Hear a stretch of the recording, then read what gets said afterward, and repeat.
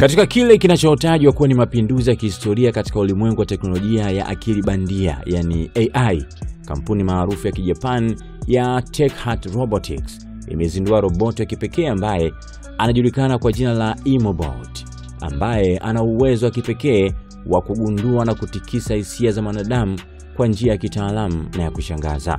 Roboti huyo mpya si wa kawaida kama ambavyo imezoeleka, na kwamba kupitia sensa za hali ya juu na programu ya AI, yani Artificial Intelligence, iliyopewa jina la ImoSense 7.0, huyu Imobot anaweza kusoma sura ya uso wa binadamu, mabadiliko ya sauti ya binadamu, joto la mwili na hata mapigo ya moyo ya mtu anayezungumza naye.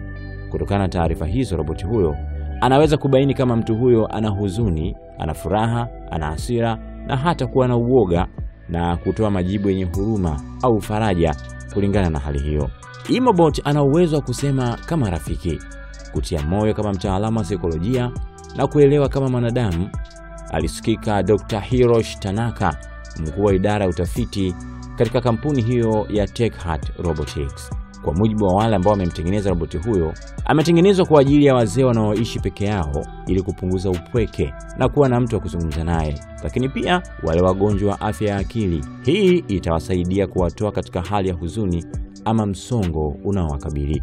Lakini cha tatu, ametengenezwa kwa ajili ya huduma kwa wateja, kwa mfano kwenye hoteli ama hospitali, kuwakaribisha watu kwa njia ya kipekee na ya kibinadamu, lakini pia kwa watoto wenye changamoto za kisaikolojia, hasa waliopoteza wazazi au wanaoishi katika mazingira magumu. Sasa wataalamu wengi duniani wametoa maoni tofauti. Wengine wanasema kwamba roboti huyu ataokoa maisha ya wengi kwa kuwa atakuwa na urafiki wa dhati kwa watu ambao wamejikatia tamaa, watu ambao wako katika hali ya huzuni ama upweke.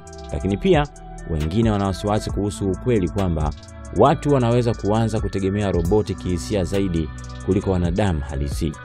Hii ni hatua ya karibu sana ya AI kuwa sehemu ya maisha yetu ya ndani kabisa, si tu kazi, alisema Profesa Ellen Roberts wa chuo kikuu cha Yale. Kwa sasa Imobot yupo katika hatua ya majaribio katika hospitali ya nyumba za wazee katika nchi ya Japan, lakini kampuni hiyo imetangaza mipango ya kuanza usambazaji duniani kuanzia Disemba 2025. Kama kila kitu kitakwenda vizuri, basi huenda robo ya familia duniani zitakuwa na roboti ya kihisia katika nyumba zao kufikia mwaka 2030.